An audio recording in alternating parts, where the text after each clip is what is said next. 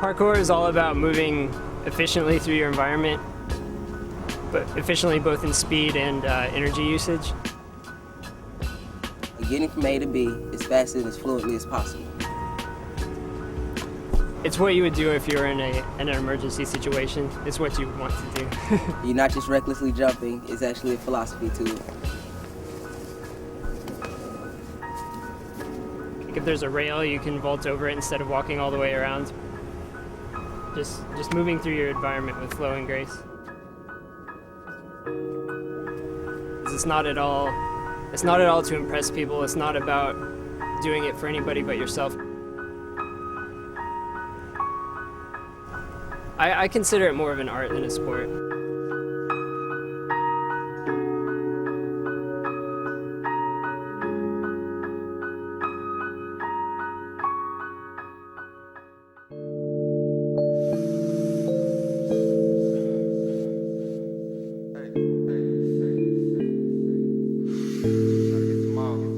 Every person uses parkour, whether they choose to use it as a philosophy or discipline. They're always trying to find ways to overcome obstacles mentally or physically as efficiently as possible. So a lot of us do this aspect of parkour without knowing it.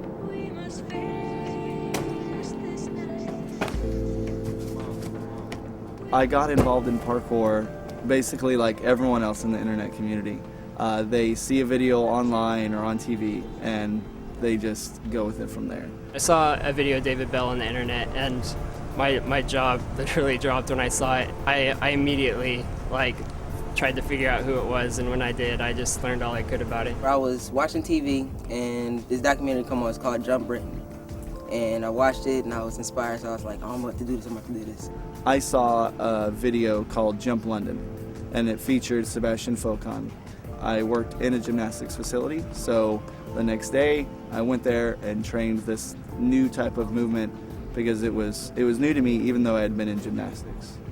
Forrest, he does this thing called a monkey walk, and he gets down and he feels his environment. You know, he gets down and he uses all four kind of limbs in this quadrupedal motion, and he just kind of rocks back and forth, and he really gets his body going, and you can stretch in these techniques as well.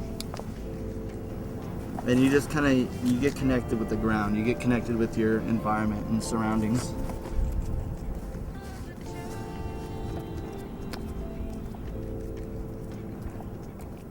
When I saw this, I said, I have to be a parkour missionary. I have to show this to as many people as I can. So I started going to the message boards and I saw a couple people that had been training in Texas, and we started meeting up, we started jamming together, and we started learning and teaching techniques to each other and just kind of learning and sharing knowledge. So we felt that we could do it the same for other people. So Texas Parkour was kind of grew from that.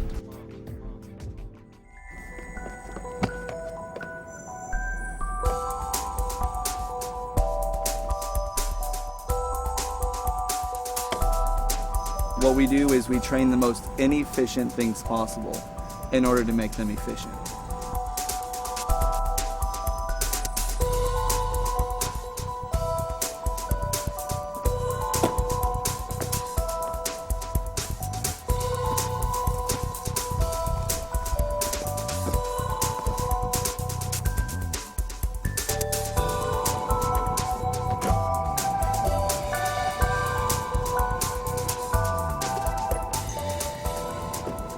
generally we're training the hard things so that we make them easy.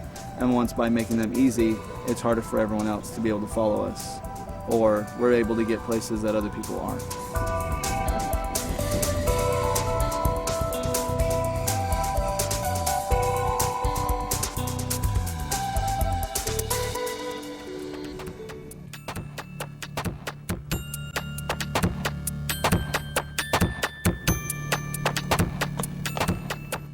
Free running was basically the redheaded stepchild of parkour.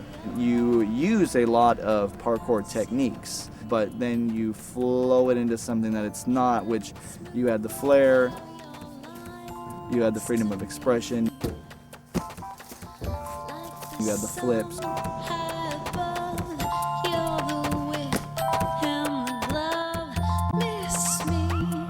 There is a purpose to flips.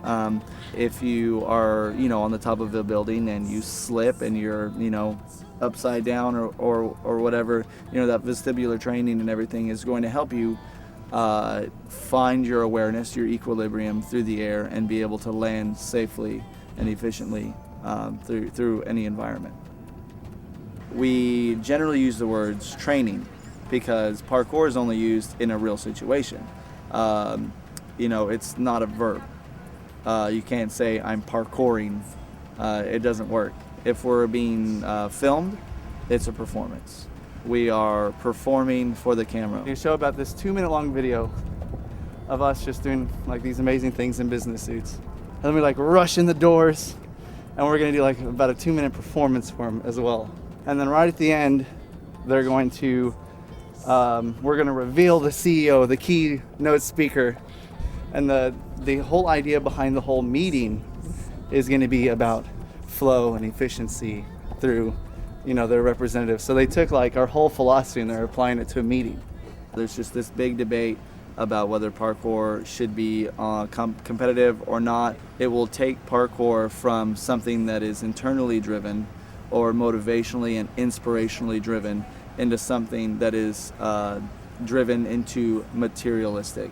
People will be able to train for these competitions and they will get good, but they're training for the exact wrong reason.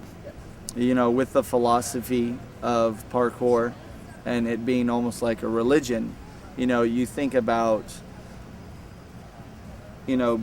Christianity or Buddhism, and you cannot pray better than someone else. It's a prayer. Just in parkour, you're training. You're not doing parkour better than someone else. The philosophy defines the movements. The movements do not define the philosophy.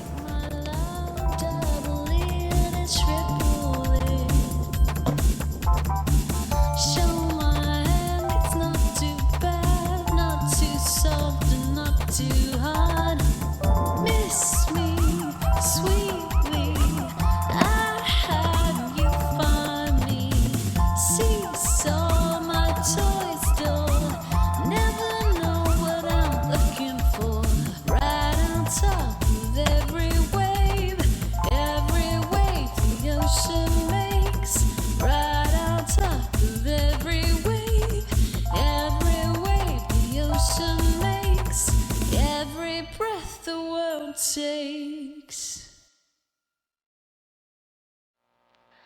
Lift me up, let me go all silvery. Planet smooth while you're lying next to me.